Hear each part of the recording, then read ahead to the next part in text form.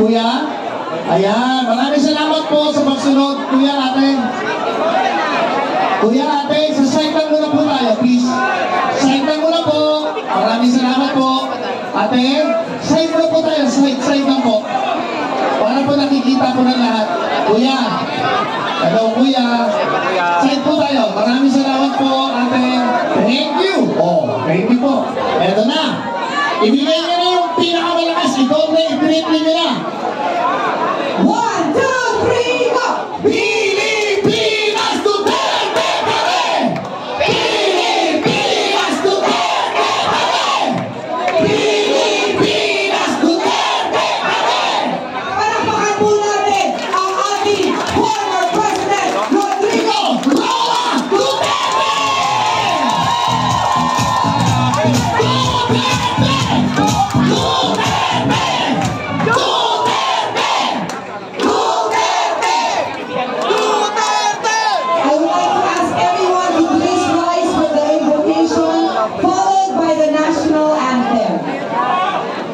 Tayo po ang lahat.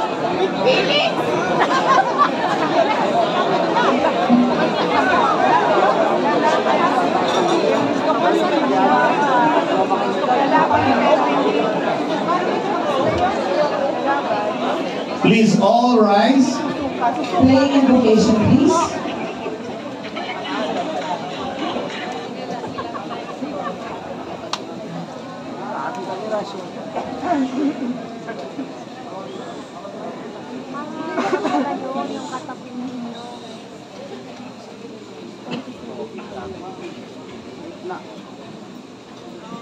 sabi ni Robin.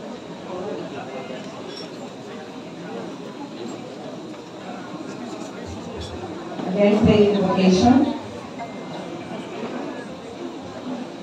Panginoon, nagpapasalamat po kami at nagsama-sama po ang mga Pilipino para sa pag-asa na bumangon ulit ang Pilipinas. Amen.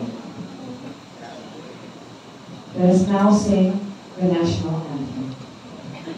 Bayang mag-ibig, perlas ng silangalan, alab ng puso, sa dibdib mo'y buhay, lupang hinirang, tuyang ka ng mag-ibig, sa manlulupig, di ka pa sisiil, sa dagat at bundok, sa simoy at sa langit mong bukaw, may hilagang tula at awit sa paglayang minamahal, ang isap ng watawag mo'y tagumpay na nagdidingding, ang bituin at araw niyang kailan pa may di magdidilim, lupa ng araw ng walhati pagsinta, buhay langit sa piling mo, aming ligaya ng pag may mga api, ang mamatay ng dahil sa'yo.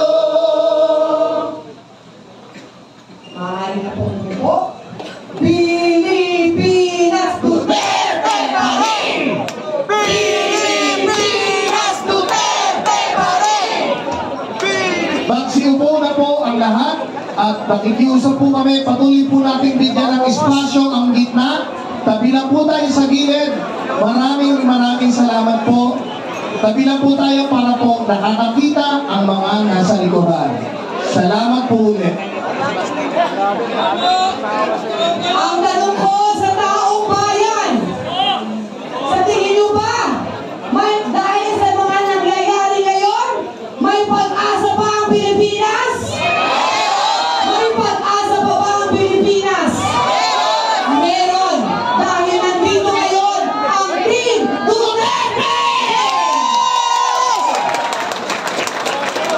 Pinili po ng mabuti ng ating minamahal na former President of the Philippines, Rodrigo Roa Duterte.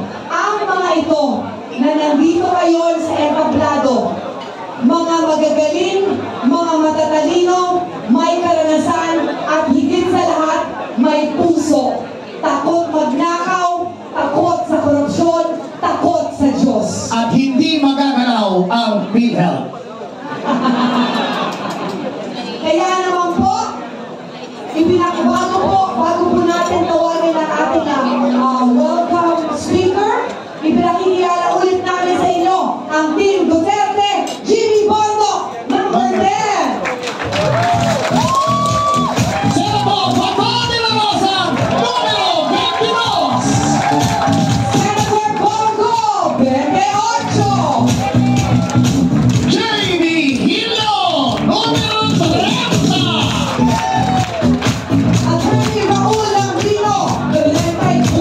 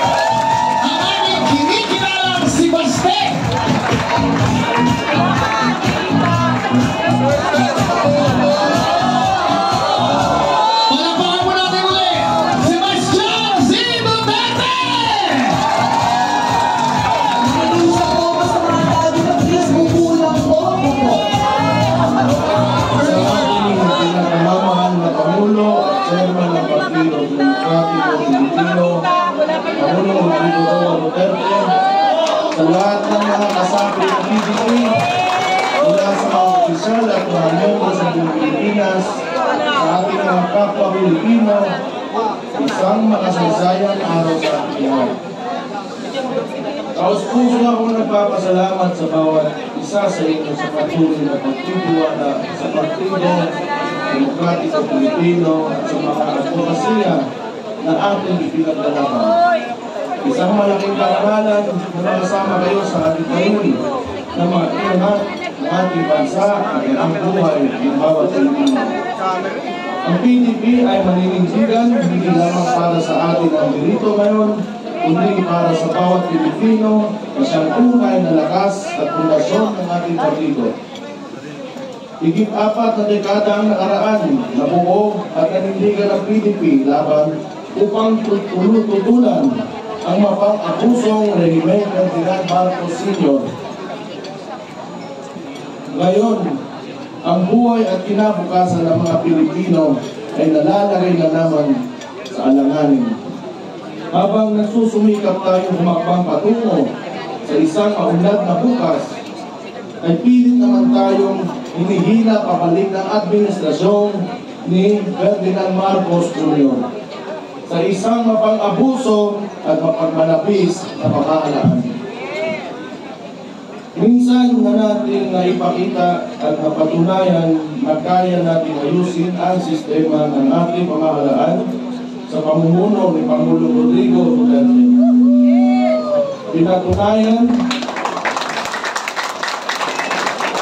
Pinatunayan natin na kaya natin magsilbi sa bayan na may disiplina, sa sarili, walang kalapisan at walang pang-aabuso lalo na sa pera ng taong bayan. Huwag natin sayangin ang mandato na ibinigay sa ating mga kababayan. Huwag natin sayangin ang mga buhay na itinaya ng ating mga kapwa Pilipino, lalo na ng mga pulis at sundalo, para lamang maipaglaban ang kapayapaan at kalayaan ng ating bansa. Bilang mga lingkod bayan, tungkulin natin ibigay sa mga Pilipino ang buhay na masagana, bansang mapayapa at lahing na ipagmamalaki sa buong mundo. Bilang mga tunay na kasapi ng PDP at boses ng mga Pilipino, patuloy tayong magkilahok, magsasalita at magkikipaglaban. Mga kapatid, nagsisimula pa lamang tayo.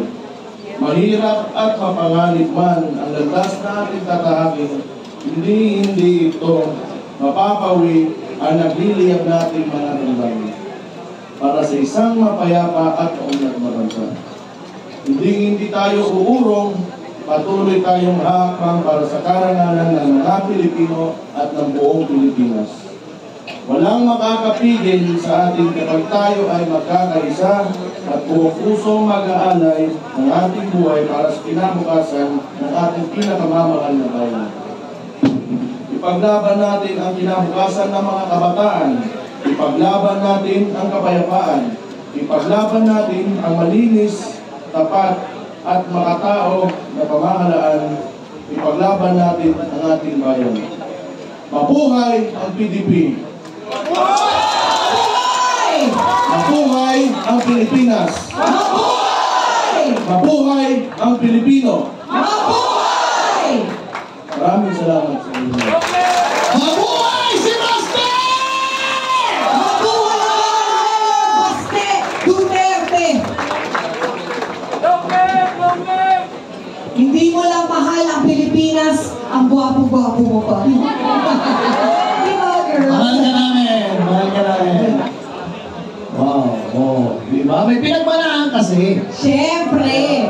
Mana sa daddy, di ba? Speaking of kagwapuan, abay sunod na natin ang isa pang gwapo. Yes! For the message from the party national president of PDP Laban, tawagin na po natin ang ating minamahal na Senador Robin Hood Padilla!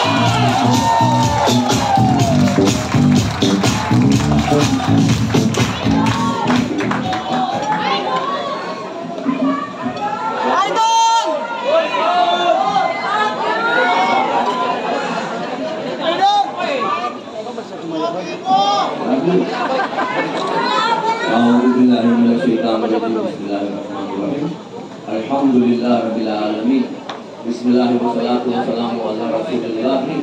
Assalamualaikum warahmatullahi wabarakatuh. Pagbati po ng kapayapaan sa inyong lahat, mahal ko kasama sa TTV Laban. Ako po ngayon ay nasa inyong harapan. Kasama po ang pinakamagaling na Pangulo ng Pilipinas, Rodrigo Roa Duterte. Mga mahal kong kababayan, dapat tayo ay proud. Parang hindi mo naririnig na proud tayo. Proud pa kayo! Dapat, alam nyo, bihira lang dumating sa buhay ng tao ang ganitong pagkakataon na pwede tayong may gawing maganda sa ating bayan. Bihira po yan. Kaya pag dumadating ang pagkakataon na ito, dapat tayo ay buhay na buhay. Hindi po tayo pwedeng magkamali dahil kasama natin ang pinakamamahal na Pangulo ng buong bansa. Kaya po sana, bilang napatunayan na po ng ating Pangulo at minamahal na Pangulong Rodrigo Roa Duterte ang kanilang kagalingan sa executive. Ang hinihingi ko naman po sana sa inyo ay ipaglaban naman po natin itong mga tatakbong mambabatas. Hindi po kasi pwedeng magkaroon ng tagumpay kung ako lang ang nasa Senado, kung si Bato lang ang nasa Senado, o kung si Bongo lang ang nasa Senado. Tatlo lang po kami. Kulang po kami. Kailangan po dumami ang PDP Laban sa Senado upang ang boses at yung aksyon po namin na hinihingi po ninyo ay maibigay namin.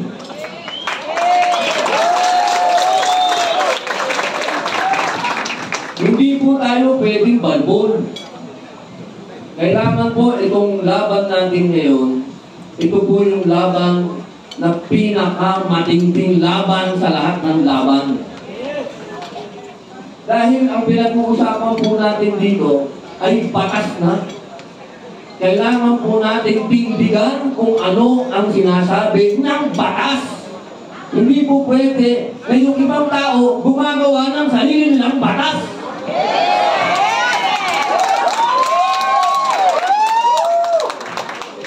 Mga mahal kong kababayan, napakalalayo po ng pinanggalingan ninyo. May galing ng Agusan, may galing ng Mindanao, may galing ng Bisaya, may galing ng Cavite. Lahat po yan, nakausap ko nun sa baba. Lahat kami nakapagpa-picture. Pero isa lang po ang hiling ko. Sana, yung pagmamahal po natin lahat kay Pangulong Rodrigo Roa Duterte ay ibigay po natin sa lahat ng mga kandidato nating senador.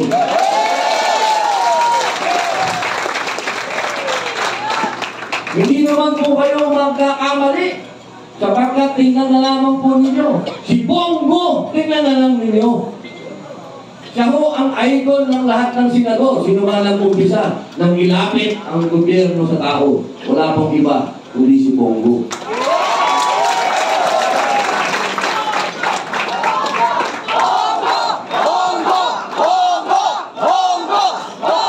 Mahina. Bongo!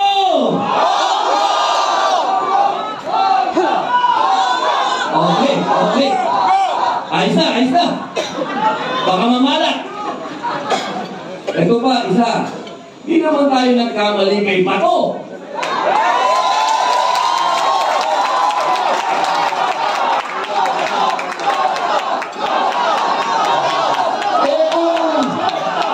Kung patapangal lang ang laban, walang tatalo kay Bato. Saka ho, tandaan mo natin, alam niyo yung asawa ko, bihira, kukwento ko lang ho, yung asawa ko, ang sabi niya, gusto kong sabihin mo kay Bato na ikakampanya ko siya. Sabi niya, si Bato daw ang nakilala niyang napakatigas na tao, pero yung puso ay dito. Hindi po kayo magkakamali kung susuportahan niyo po lahat ang kandidato na to.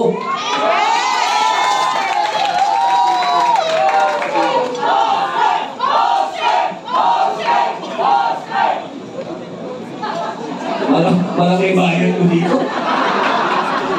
Ayos. bilang pagkatapos po.